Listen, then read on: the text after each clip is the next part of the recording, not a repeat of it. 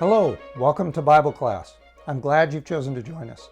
My name is Bob Lawrence, one of the Bible class teachers at the Anchorage Church of Christ, and I'm glad that you've chosen to join us for this spring session when we look into the two letters of the New Testament, 1st and 2nd Peter. Have you ever recognized that to follow Christ means, almost by definition, that you will be at best misunderstood by other people, and at worst you'll be persecuted or ridiculed or maligned or treated very poorly because of your decision to follow Jesus? Well, if you've ever felt that way or experienced that discrimination that comes with a choice to follow Christ, then I think you'll find yourself right at home with the audience who first received these letters. The first one called 1 Peter and the second one called 2 Peter. If you haven't done so already, go find a Bible. And once you have the Bible, open it up, find the New Testament, and then go to the end of the New Testament and find these two letters of 1 and 2 Peter. Over the next several weeks, we'll be going through each of these letters. We'll start with 1 Peter and spend several weeks just skimming each week a new layer off of that letter, getting deeper and deeper into its themes and its message. And then after we've gotten through 1 Peter, we'll turn over to 2 Peter and see what it has to say for us today. I think you'll find that even though these letters were written nearly 2,000 years ago, in an eerie way, it will be like Peter has been reading your emails. It's as if he knows your life, he lives in your neighborhood, and he knows what you're going through. So let's take time to go through these books of 1 and 2 Peter. This week, we'll begin by looking at the letter of 1 Peter. And the first thing to notice is that this is, in fact, a letter. This is not a long book. It is not meant to be read in short pieces or at different times. It's really meant to be read in one sitting, starting at the very first of the letter and reading all the way to the end. It's just like a letter you might receive from a friend. You know, if you receive a letter from someone, you rarely will pick up that letter and for the first time just pick one paragraph out of the letter and read it. No, a letter that comes from someone special, you read, starting with the very first word, and you savor every part of that letter as you read the whole thing through. And if it's a special letter, in the future you may go back and read special lines or special sections or special paragraphs. But the first time you get the letter, you read it from start to finish. And that's really the way you should read all of the letters of the New Testament. And that's the way we'll read 1 Peter. Let me introduce you to the letter this week. I'll introduce you to the author, to those original recipients, and then use the balance of your time in this week's class to sit either by yourself or with your family or with those who are in the room with you now, and take some time to read this entire letter. It won't take you long. It's a short letter. But read this letter as it was intended to be read, starting with the very first introduction and go through towards the end. Now, what you'll notice in the letter is that it begins with the name of the person who wrote the letter, and that's the Apostle Peter. And then the very next part there in chapter 1 will tell you to whom the letter is addressed.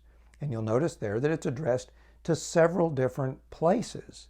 He starts out by saying to the elect people, in other words, these chosen people who were followers of Christ, that were spread out over what is modern day Turkey.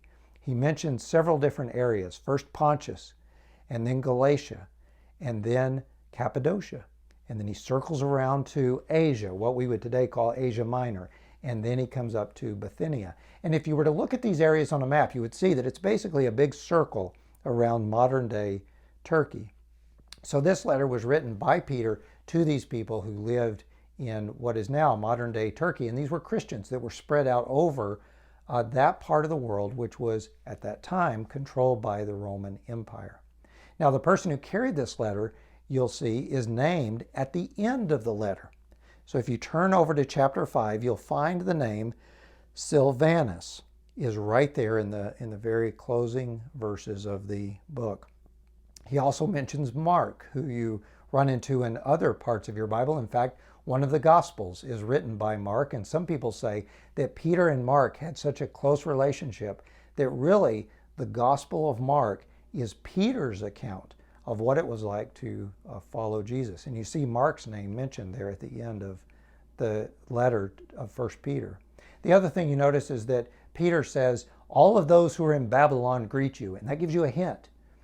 Peter is using the term Babylon as sort of a euphemism for Rome. Most people think that this letter was written from Rome towards the end of Peter's life.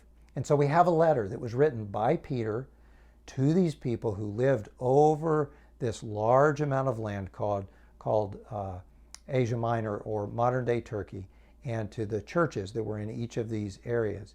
And these Christians were suffering, mostly because they had chosen to follow Christ. These were the very first followers of Christ, and they were learning firsthand what that meant, and how that meant that at best they would be misunderstood, and at worst, some of them would give their life.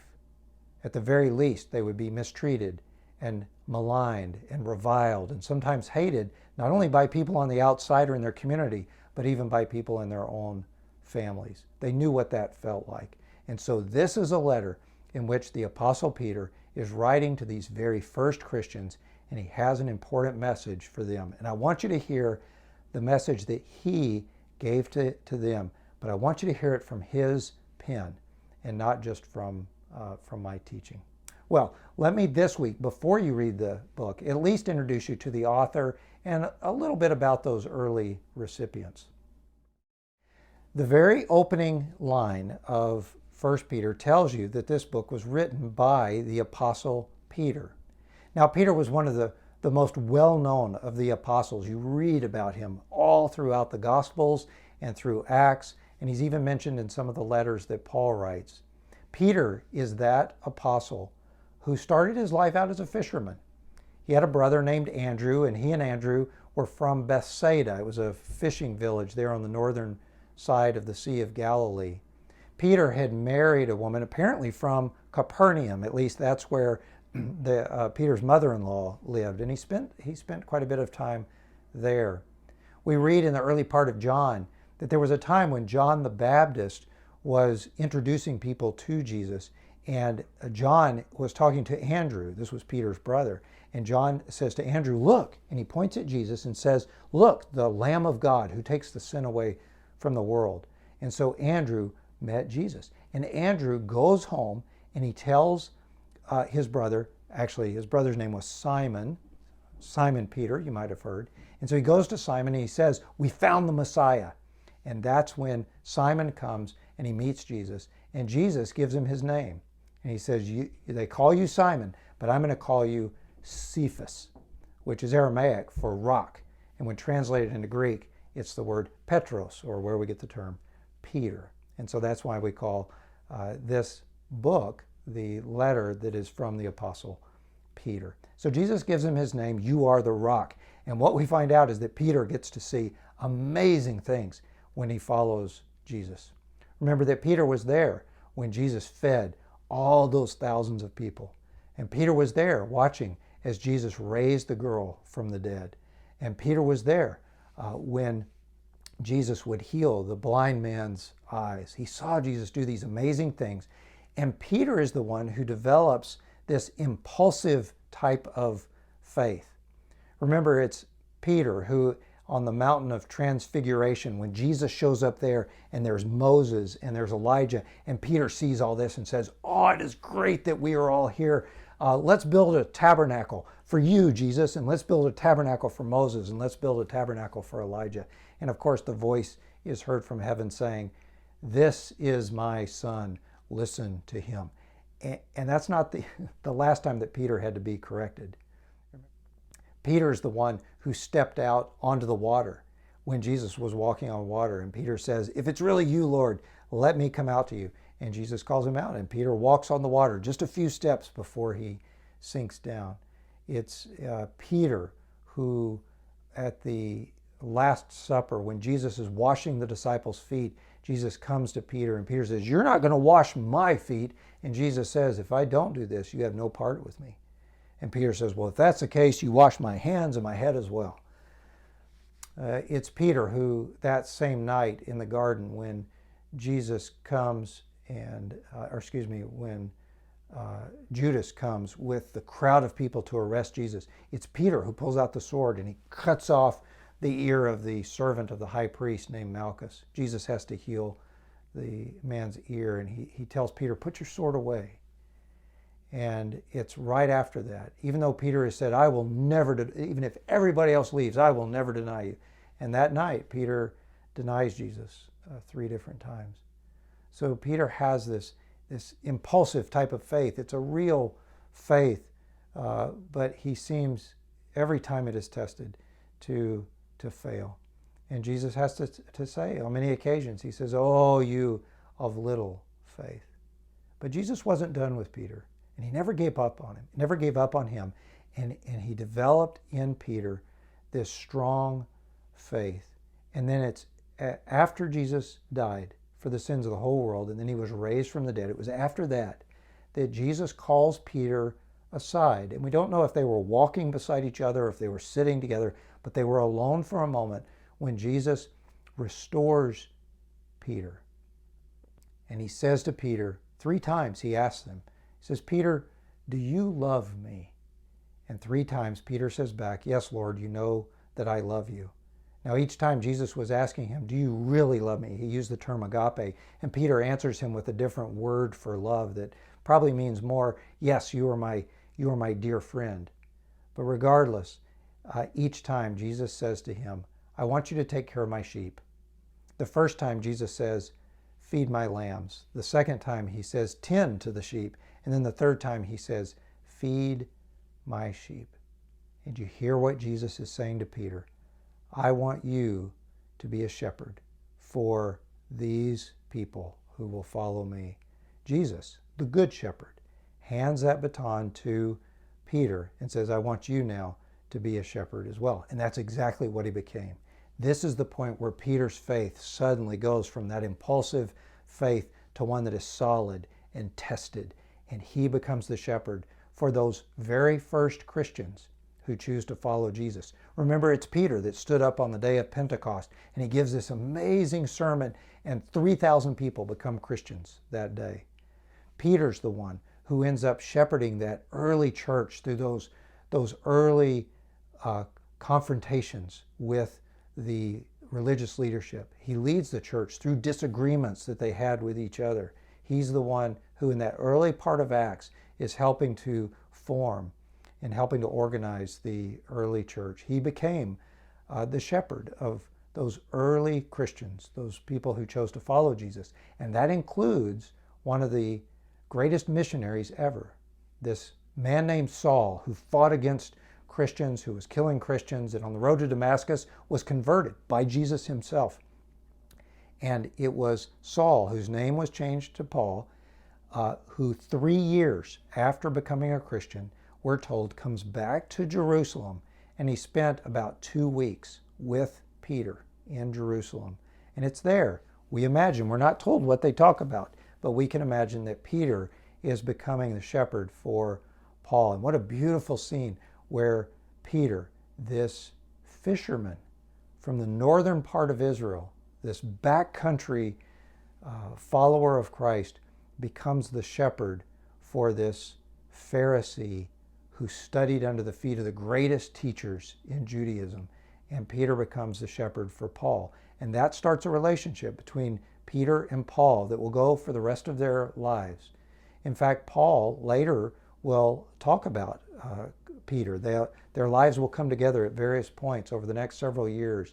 And both of them will include each other's names in their letters. And at times they go head to head and they conflict, and at other times they stand side by side. But what's amazing is when you read the letters of Paul and he mentions Peter, or when you read the letters that you'll see of Peter and he mentions Paul, that you recognize these two men are pulling side by side, both of them pulling the world back to Jesus and to introduce them to Jesus. And so that's the Peter who's writing this letter, is one in whom Jesus says, Peter, I want you to be the shepherd for my sheep. And if you read close, you'll see hints of that even in today's reading. Well, this letter was written by Peter, but it was written to some very specific people who lived in Asia Minor, this part of the Roman Empire that is now modern-day Turkey. And when Peter wrote to these individuals, he had in mind a group of people that had been scattered. He says in the very first line of the book that these are God's chosen people who are part of a diaspora. It's kind of the idea of seeds that have been scattered over this part of the Roman world. And what we're told is that Peter wrote this letter to people that were scattered. Now, we don't know if he's just referring to them as being scattered in a metaphorical sense, saying that they are God's people who are placed in different parts of the known civilized world at the time. Or it could be that he's referring to people who used to live in Rome, but under Claudius, or maybe even with the coming persecution of Nero, there were Jewish Christians who were kicked out of Rome. And it could be that he's writing to people who were part of that leaving or that exile from Rome. We don't know. Most experts think that the letter is actually written to Gentile Christians, but you'll notice that it has a distinct Jewish flavor, and that much of the themes, many of the themes that you read, and much of the book is written clearly from a Jewish perspective. But the recipients, the people who first read this letter, were those who were experiencing, many of them for the first time, what it meant to follow Jesus. And they were realizing that in this world, to follow Jesus would mean being misunderstood. It would mean being reviled, being hated, and in some cases, having their lives threatened. And those threats were not just from the outside. In some cases, it would be people of their own family who misunderstood them, who reviled them, who couldn't understand why they would not participate in the same things that their neighbors were doing. It was the same thing that everybody does in their community. What was it that made them different? And Peter's going to write them a letter, and it's a letter of encouragement. And if you keep your eyes open, you'll see in this letter how Peter is encouraging these first Christians to own that faith, that even when it's tested, that they don't have to give up. You'll remember that it was Peter who made the good confession there with all the other disciples when Jesus says, "Who do you say that I am?" And Peter said, "You are the Christ, the Son of the living God." And Jesus says to him, "Peter, you are Petros," which means rock. And upon this rock, meaning that confession, I will build my church. And so now you have Peter as the shepherd, shepherding those very first followers of Christ. And he writes a letter saying, if you make that same confession, if you come to the firm conviction that Jesus is the Messiah, the Son of the living God, you will be misunderstood. You will be reviled. You will be mistreated. Your life may even be threatened. But don't give up. Despite the fiery trial that you go through, remember that your faith is solid. And that's the encouragement that you will hear in this letter of 1 Peter. Well, this week, what I'd like to encourage you to do is to take the next few minutes and together with the others that you're with right now, read through this letter of 1 Peter. Just start with the very first line, read all the way through to the end. Don't stop for commentary. Just read the whole letter as it was meant to be read.